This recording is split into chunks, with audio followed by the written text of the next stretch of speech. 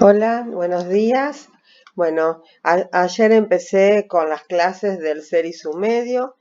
Hoy de los ecosistemas microbianos que pueden afectar al ser humano, pero no solo, ya les conté, que no solo afectan al ser humano, sino que todos nosotros tenemos microbios en nuestra microbiota, por eso se llama microbiota habitual. ¿eh? En el tubo digestivo, todo el tubo digestivo, piel, mucosas del tubo digestivo, como dije, del aparato respiratorio y del aparato geniturinario, estamos colonizados por microbios, fundamentalmente bacterias, hongos y algunos parásitos. Y de forma transitoria, como una colonización transitoria, podemos tener algunos virus. Pero en general, la gran mayoría son bacterias, hongos y algunos parásitos protozoarios. Hoy vamos a ver en esta clase qué son las bacterias. Una clase que a mí me gusta muchísimo porque yo empecé, antes de ser microbióloga, fui bacterióloga. Así que es algo que me gusta mucho. Fíjense, dos tipos de células ustedes ya estudiaron y a modo de repaso vemos que hay células eucariotas, nosotros estamos compuestos por células eucariotas más complejas y células anteriores, ayer lo vimos en la escala filogenética, células procariotas mucho más sencillas. Las bacterias son todas procariotas. Piensen ustedes que bacterias microscópicas que para verlas tan pequeñas como las vamos a ver ahora en algunas fotos, necesitan 1000 aumentos y tienen tan poco, siguen infectando y matando o causando enfermedades muy graves al ser humano que tiene este tipo de células y no solo estas células, sino que están organizadas en tejidos y órganos y nos podríamos defender y sin embargo se sigue muriendo gente, por ejemplo, de una neumonía bacteriana, de una sepsis, una neumonía bacteriana por Streptococcus pneumoniae, por Haemophilus influenzae, de una sepsis por Escherichia coli, de una sepsis por Klebsiella pneumoniae, de una sepsis por Staphylococcus aureus, puede morirse pacientes por una endocarditis bacteriana por Staphylococcus aureus, por Streptococcus betamolíticos grupo A, así que, y hasta por sepsis por una endocarditis bacteriana subaguda por Streptococcus viridans, que son muy inocentes, pero sin embargo pueden producir patología.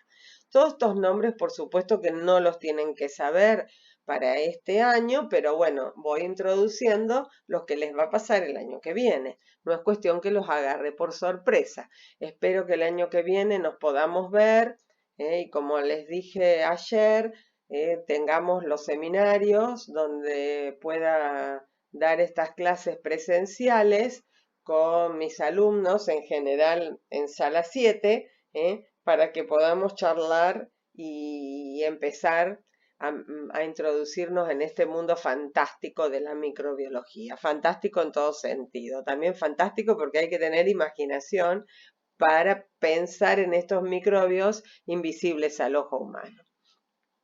Dicho esto, vemos que la célula eucariota tiene, fíjense acá, tenemos un corte, tiene ADN nuclear con una membrana nuclear que lo circunda. Mitocondrias, aparato de Golgi, una membrana citoplasmática, un retículo endoplásmico y va a tener ribosomas 80S. Y todas tienen una pared que en las células eucariotas las tienen en los vegetales, en las células que provienen de vegetales. En cambio, la célula procariota, a simple vista te das cuenta lo rudimentaria que es comparada con una eucariota. Son más pequeñas y eso no sería tan importante porque son todas realmente muy pequeñas de todas maneras.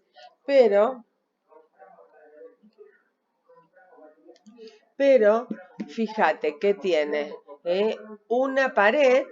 Casi todas las bacterias tienen pared, hay algunas excepciones que ahora lo vamos a ver, pero son excepciones, si no las bacterias tienen pared y es muy importante la pared en la bacteria para el diagnóstico de las infecciones de nuestros pacientes.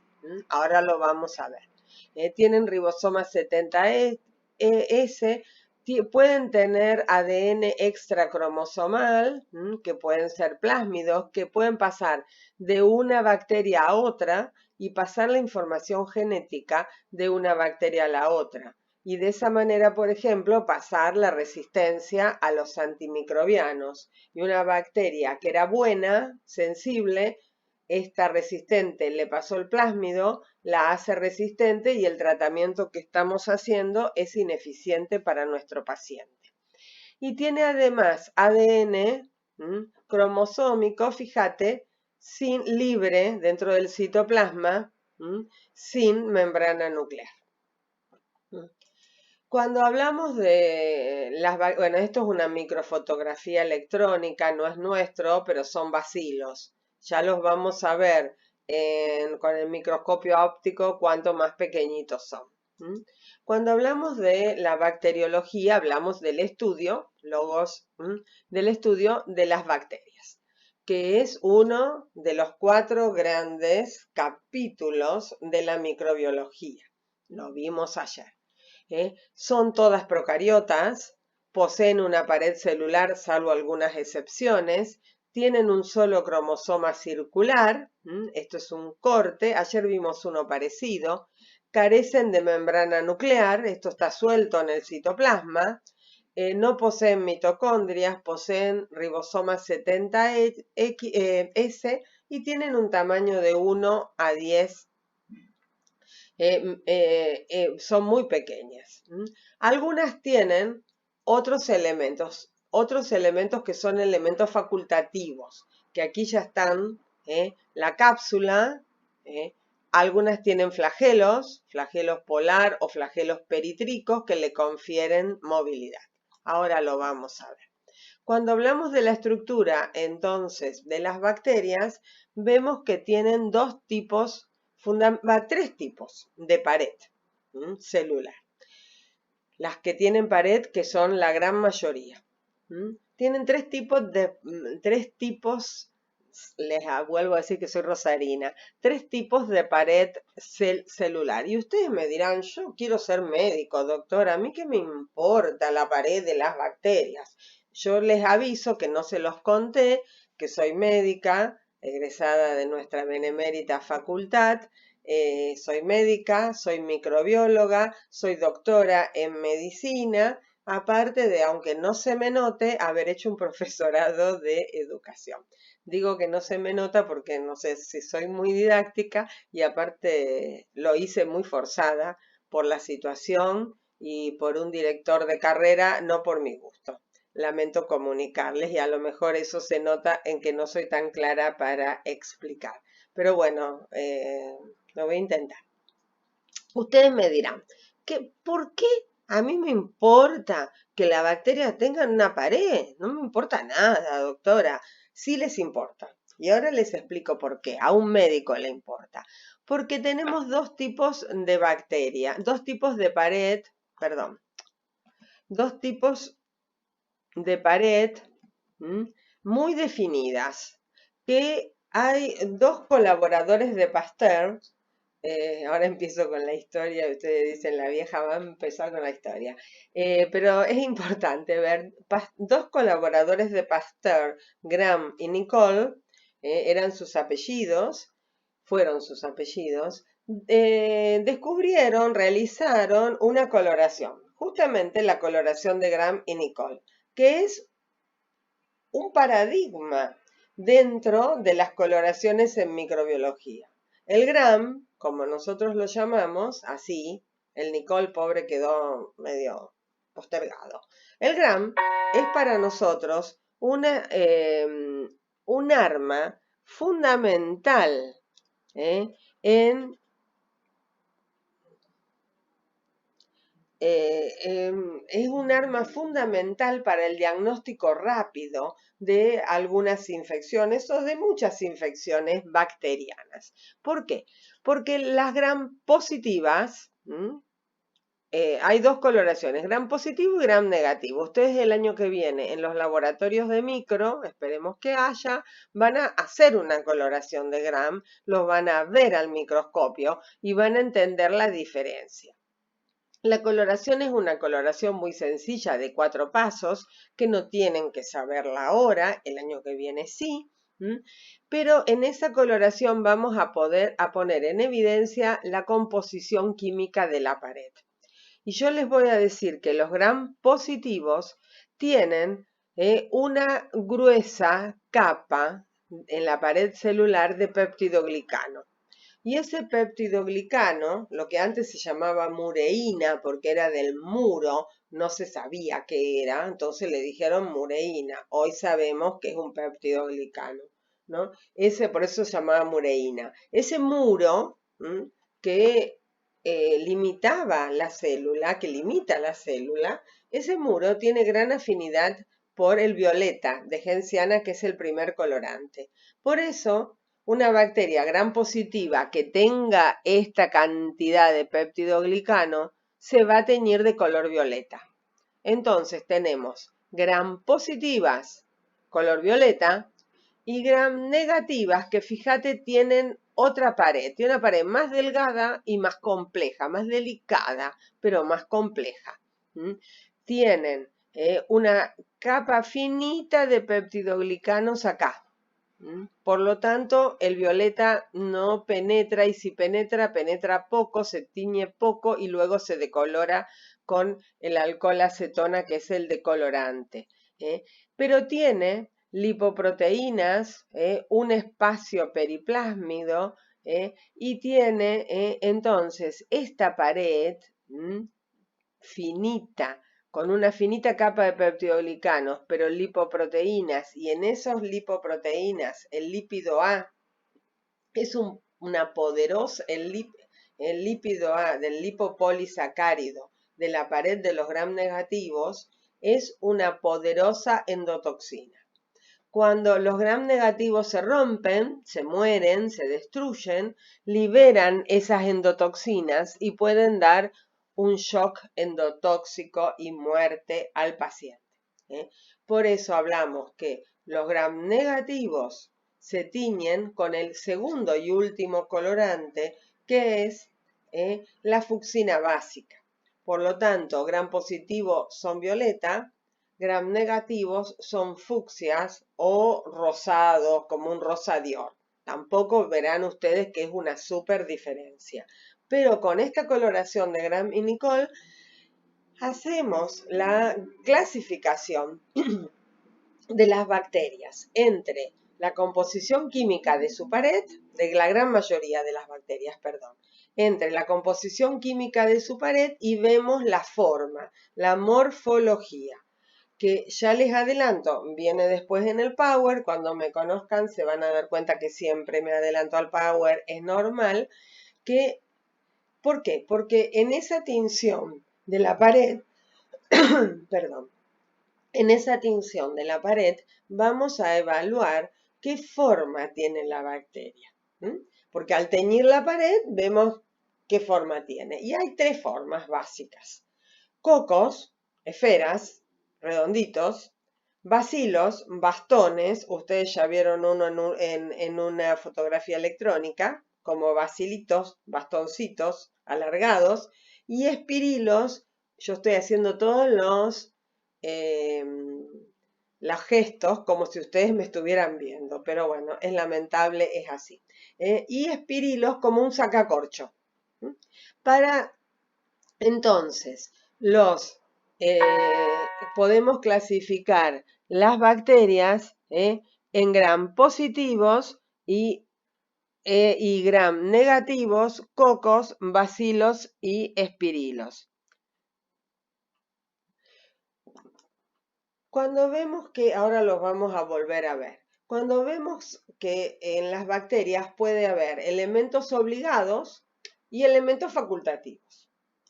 De esos elementos obligados dijimos que la pared bacteriana, que es externa, semirrígida, acá la tienen. Gram negativo, mira, tienen una capita fina de peptidoglicanos. Acá se ve mejor. Y miren los gram positivos, la gran pared de peptidoglicanos que tiene.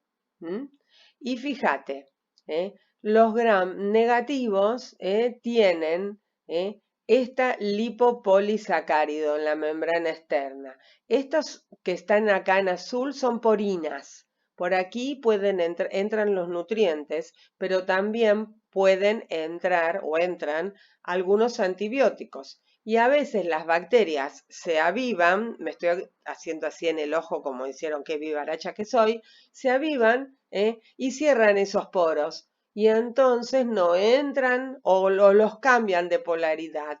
Y así no entran los antibióticos y por lo tanto se hacen resistentes a los antibióticos.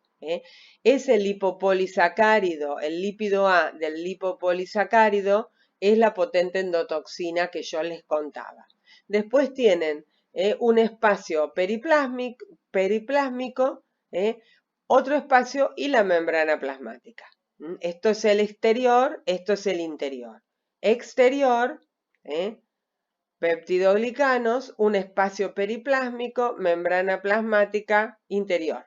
Ven ustedes que es muy sencilla, gruesa y sencilla la pared de los gram positivos, fina y delgada, y complicada, más compleja, no complicada, compleja sería la palabra, es la pared de los gram negativos. Entonces, salvo excepciones, un elemento obligado, de esto sí hay preguntas para el parcial, que me acuerde. La pared. Esa pared da forma a la bacteria, cocos, bacilos y espirilos. Protege a la bacteria de los cambios osmóticos, de los cambios de presión osmótica, porque si no tienen esta pared y en el exterior, por ejemplo, en un vibrio cólera salen muchos electrolitos, hace estallar la bacteria.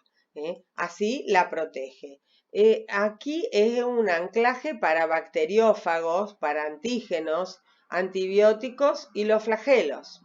Todo este ribete que ahora vemos. Se tienen que anclar en algún lado esos antígenos, antígenos proteicos en general, que definen las especies. También acá, como les dijimos, pueden entrar por estas porinas los antibióticos. También hay PLP, por ejemplo, proteínas ligadoras de penicilina, todos conocen la penicilina que es el primer antibiótico, y cuando estas PLP son el sitio donde la penicilina se va a unir para entrar dentro de la bacteria y dar como resultado la lisis de la bacteria, la muerte de la bacteria, porque las penicilinas son antibióticos que lisan las bacterias. Y hay otros antibióticos que no permiten su crecimiento. Permite el intercambio entre moléculas con el exterior y el interior, la alimentación. Y con la coloración de gram-nicol, gram positivas o violetas, por eso están acá, y gram negativas, un rosa dior, un fucsia, que está de moda este año. Luego todas tienen membrana citoplasmática. Acá la ven, que es una bicapa lipídica. Esa membrana citoplasmática sirve en el proceso, o interviene, interviene en el proceso de incorporar electrones en las bacterias aerobias, sirve también como interviene o le proporciona a la bacteria sitios de unión específicos del ADN y de esa manera participa en la división celular, que me adelanto es una división binaria. Citoplasma tiene ribosomas 70X e inclusiones finas, y el genoma, que es un ADN circular enrollado. Nada más que esto. obligados. Miren que me parece, esta, que me había salteado una placa. Los elementos facultativos, elementos que en algunas bacterias están, en otras no. Pueden estar, pueden perderse y le confieren algunos de ellos determinados factores de patogenicidad. Son factores que pueden ayudar a la bacteria a producir las infecciones. También hay preguntas de esto seguro en los parciales. El que avisa no traiciona. La cápsula, habíamos dicho que la cápsula está por fuera de la pared celular y es de polisacárido esa cápsula.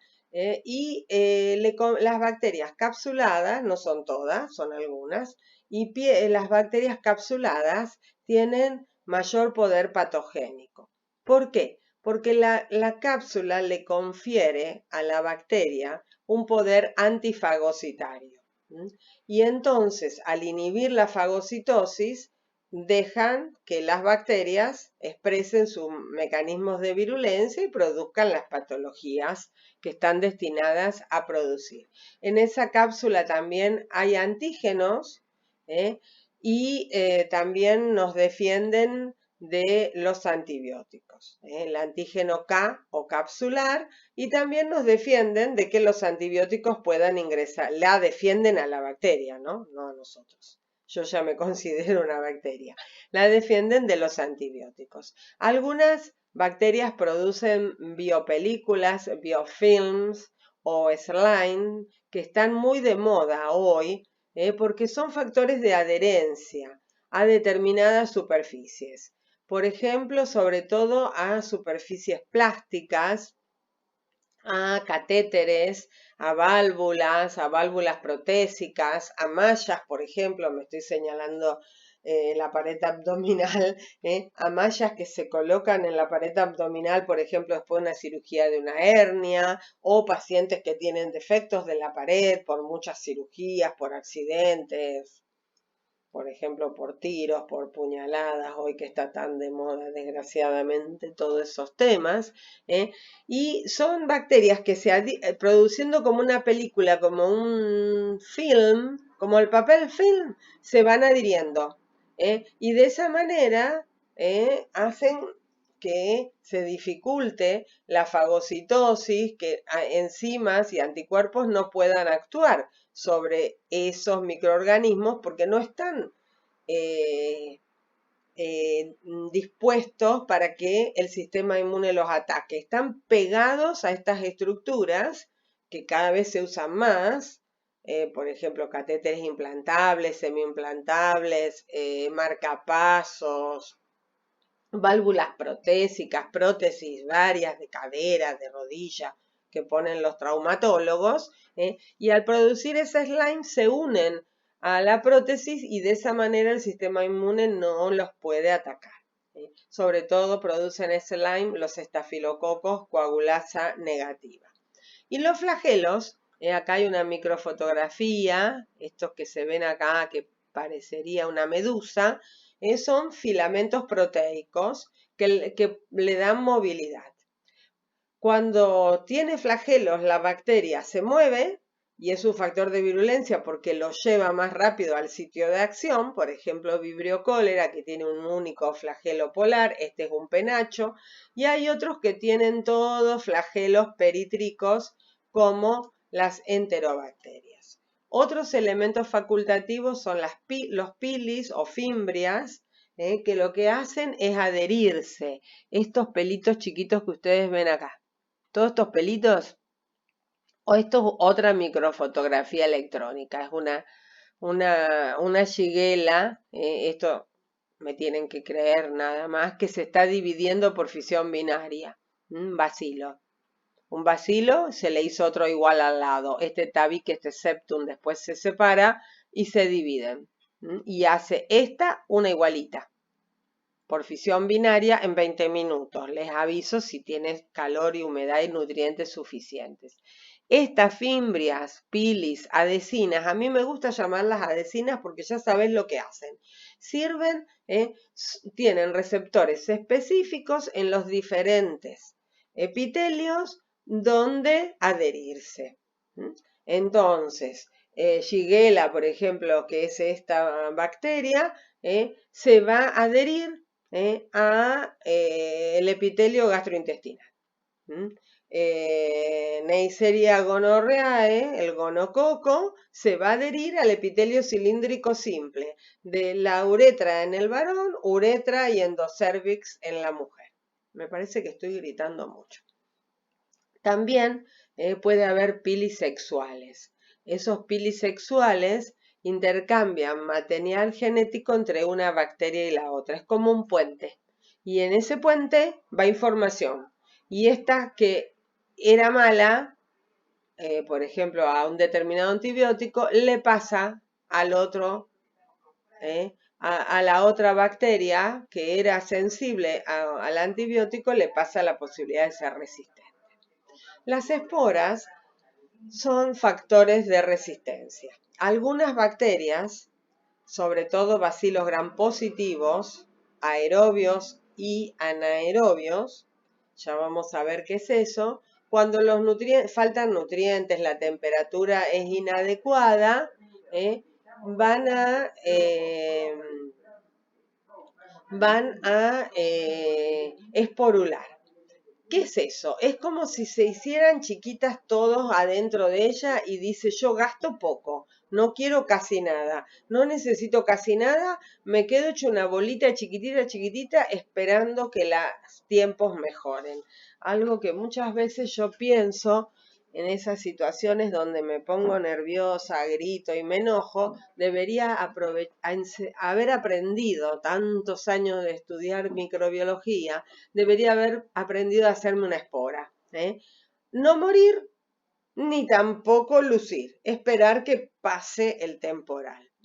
Son una forma de resistencia. Tienen una pared muy gruesa que las protege del medio ambiente, el cuero duro, y tienen poco contenido de agua. Son muy resistentes y estables en el medio ambiente. Por ejemplo, Bacillus anthracis, que da el carbunco. A lo mejor a ustedes lo conocen como carbunclo, pero es carbunco, que es una enfermedad zoonótica que nos contagiamos de los animales, y que la gente que está en contacto con animales o vive en el campo conoce también como mancha negra, pústula maligna, que a los animales, las vacas en general, que comen esas esporas en el pasto, entra por vía digestiva y se mueren todas edematizadas con las patas para arriba. Ya el año que viene vamos a también conversar de esto. Y los Clostridium tetani, Clostridium perfringens, Clostridium botulinum, tétanos y botulismo seguro escucharon, también son bacilos gram positivos, anaerobios, esporulados. Por eso el famoso clavo oxidado que te puede producir tétano. Es clavo con tierra, o lata con tierra, o espina o astilla con tierra. Y en la tierra hay esporas, o podría haber, esporas de Clostridium tetani. El óxido no tiene nada que ver, lamento desmitificar. Habíamos hablado entonces de la morfología y les había prometido verlos. Cocos en cadena, porque se dividen en un solo plano, entonces uno hace otro, y van uno al lado del otro, espero que no lo pongo bien con el cursor, y es de la familia Streptococcus, cocos gram positivos, los ven violeta en cadena, y la familia Staphylococcus, cocos gram positivos en racimos o grupos, como racimos de uva. ¿Por qué? Porque se dividen en los dos planos. Entonces forman tétradas. Estas en un solo plano forman cadenas. Entonces, ¿por qué yo les decía que me importa tanto? Porque yo tengo una orina, un líquido cefalorraquídeo de un paciente. Normalmente tienen que ser estériles o cultivo de hemocultivos de un paciente y veo cocos en cadena, gram positivo, yo ya dije, es familia Streptococcus y hay que darle antibióticos para un gram positivo cuando tengo el gram y para estrepto. cuando tengo el Gram, por ejemplo, de la orina o del líquido cefalorraquídeo y tengo cocos en grupo, Gram positivos en grupo, ya sé que son de la familia Staphylococcus y por lo tanto ya sé que antibióticos, por lo menos empíricamente empezar. Por eso les digo que el Gram y la composición química de la pared que me lo da el Gram importan mucho para el diagnóstico y el tratamiento de las infecciones en humanos. Bacilos son bastones, fíjate, estos son grandotes, Gram positivos, violeta, y estos son pequeñitos, pero también son bastones Gram negativos. Vos fíjate que esto es aproximadamente, está tomado de es lo que se ve en un microscopio. Vos fíjate que estas bacterias tienen todas el mismo aumento, 1000 veces aumentada, para ver esto. 100 del objetivo por 10 del ocular. 1000 veces necesitamos para ver esta pequeñez. Y la otra morfología para la que no sirve el Gram son los espirilos. Esto es una microfotografía, esta es una coloración que, mira, este se ve lindo. Esto, ¿sabes lo que es? Es un Gram de una angina de Vincent, una asociación fusoespirilar. Pero vos fíjate qué lindo se ve y esta es una impregnación argéntica que yo la estoy viendo mal, no sé cómo la verán ustedes, con sales de plata, por eso se ven negras. Pero en realidad la mejor para los espirilos, vamos a volver, para ver los espirilos lo mejor es usar el microscopio de campo oscuro, la ultramicroscopía para verlos moviéndose. Un espirilo famoso es el Treponema pallidum que produce la sífilis. Así que seguro van a ver pacientes con sífilis, van a padecer sífilis si no se cuidan.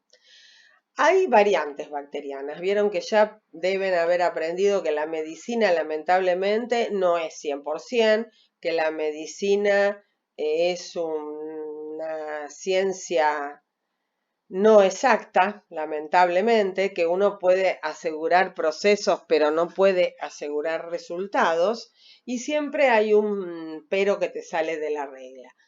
Variantes bacterianas, micoplasmas que no tienen pared celular, por lo tanto no se tiñen con Gram, por lo tanto los betalactámicos que son la penicilina y sus derivados no actúan para su tratamiento, las clamidias, que son como los virus que vimos ayer, parásitos intracelulares obligados, a pesar de que tienen ADN y ARN, las ricketsias, que también son parásitos intracelulares obligados, las micobacterias que tienen otra pared. ¿Se acuerdan que les dije que había 3 clases de pared fundamentalmente? Tienen una gruesa pared compleja y sobre todo una gruesa pared llena de ácidos grasos, de ácidos micólicos, de cera, de grasa, que se ponen en evidencia con la otra coloración que usamos en microbiología. Usamos fundamentalmente el 99% dos coloraciones, Gram y Ziehl-Neelsen. El Ziehl-Neelsen se basa en poner en evidencia esa gruesa pared de lípidos y se los denomina, por lo tanto, bacilos ácido alcohol resistentes, BAR, porque se derrite la grasa, el año que viene lo vamos a ver, entra la fucsina en su lugar y después resisten la decoloración de alcohol más ácido clorhídrico. Y las espiroquetas, que son las que vimos recién, los espiralados. ¿Cómo se replican? Yo les dije que muy fácil, fisión binaria. El ADN se replica, luego se divide, se aparece la formación del septo hasta que se separa. La velocidad de generación depende de qué tipo de bacteria estemos hablando. La gran mayoría de las comunes que infectan al ser humano, Strepto, Staphylo, enterobacterias, se hacen esto en 20 minutos. Así que si ponemos una bacteria, perdón, hoy la sembramos en un medio de cultivo, mañana tenemos una colonia. De tantas veces que se replicó sobre sí misma, todas iguales, todas clonadas, menos cada 10 a la 8, 10 a la 9, que alguno puede mutar espontáneamente, mutaciones espontáneas. Otras bacterias, por ejemplo, las micobacterias son gruesas esa capa de grasa, de lípidos que tienen y por lo tanto el índice de generación de otra, estos 20 minutos, una micobacteria 18 a 24 horas. Así que para hacer otra, necesita prácticamente un día. Por eso, Mycobacterium tuberculosis crece la colonia en un mes. Mycobacterium leprae es otro Mycobacterium muy conocido que producen la lepra uno y la tuberculosis el otro, no hace falta explicarlo, pero Mycobacterium leprae no se cultiva, así que no serviría como ejemplo.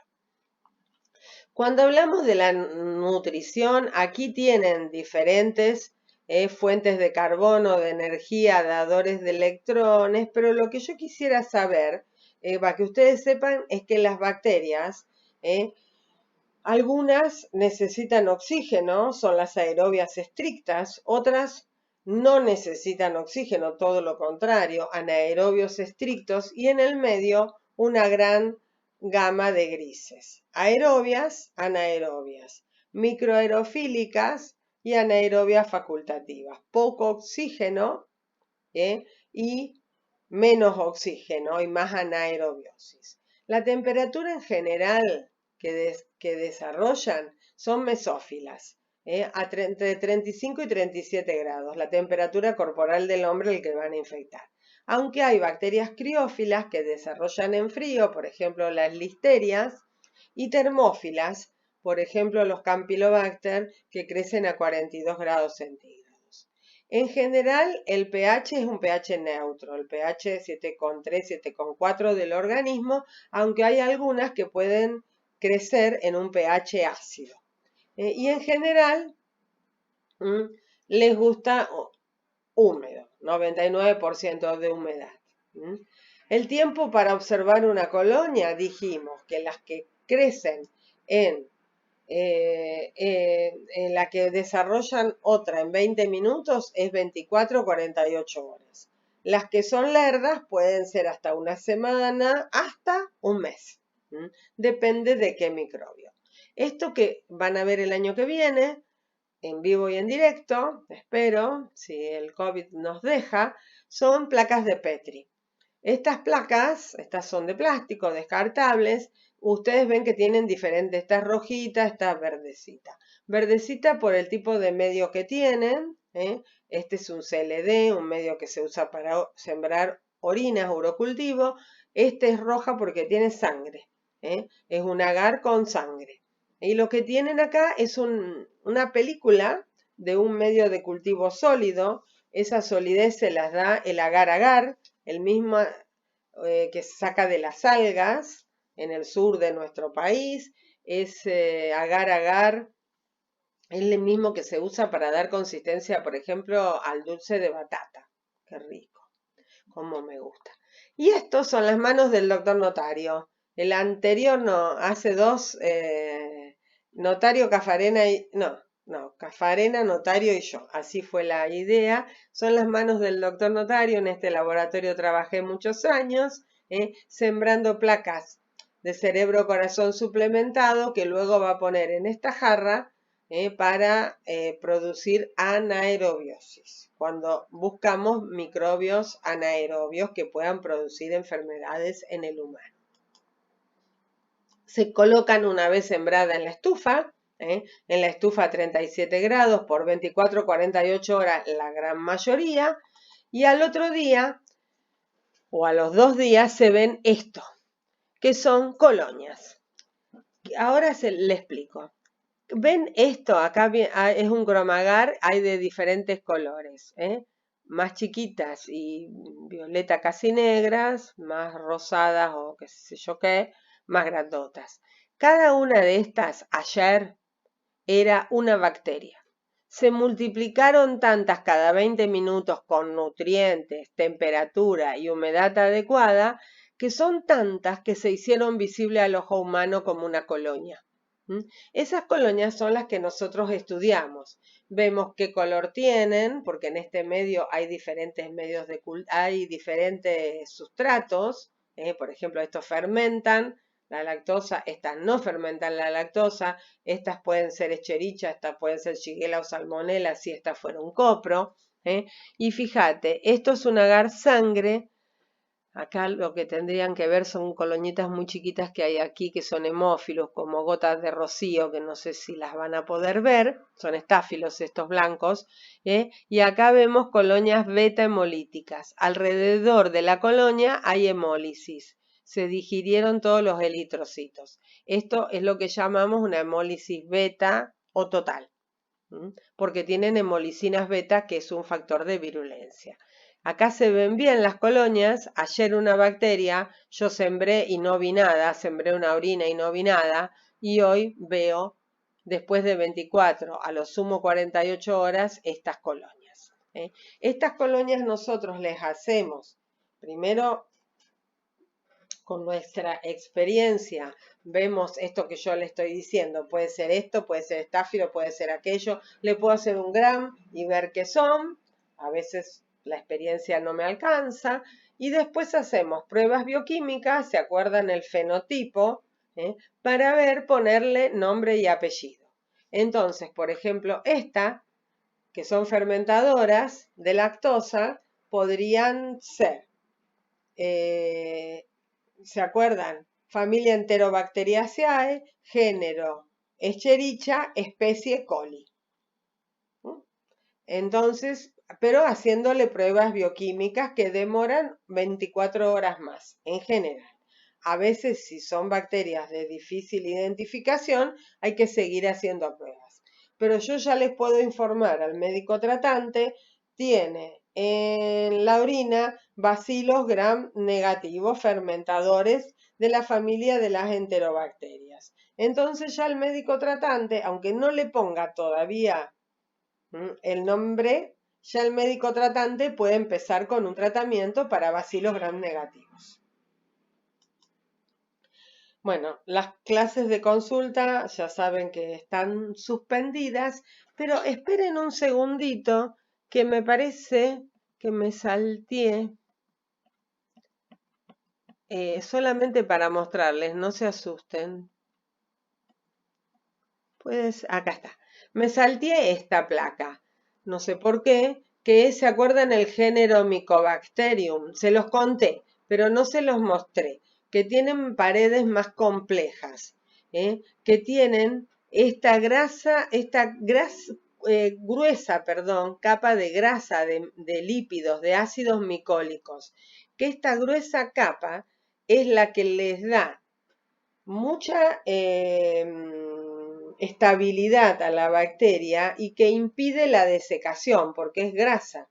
Por lo tanto, son bacterias que viven mucho tiempo en el ambiente. Por eso, por ejemplo, un esputo de un paciente tuberculoso que esté eliminando bacilos, se pueden desecar, esos bacilos aerolizarse, nosotros inhalarlos y en algunos casos pueden infectarnos, no en todos. Por eso la coloración de Ziehl-Neelsen pone en evidencia esta gruesa capa de lípidos, que se derrite la grasa por calentamiento y la fucsina entra dentro de la bacteria, por eso resiste la decoloración con ácido y alcohol. Por eso se llaman bacilos ácido-alcohol resistentes. Bueno, esto quería mostrarles, que me di cuenta que no sé por qué no los había mostrado. Bueno, espero que les sea de utilidad y nos vemos o me escuchan mañana o pasado, que voy a terminar de grabar parásitos y hongos, y terminamos con los temas.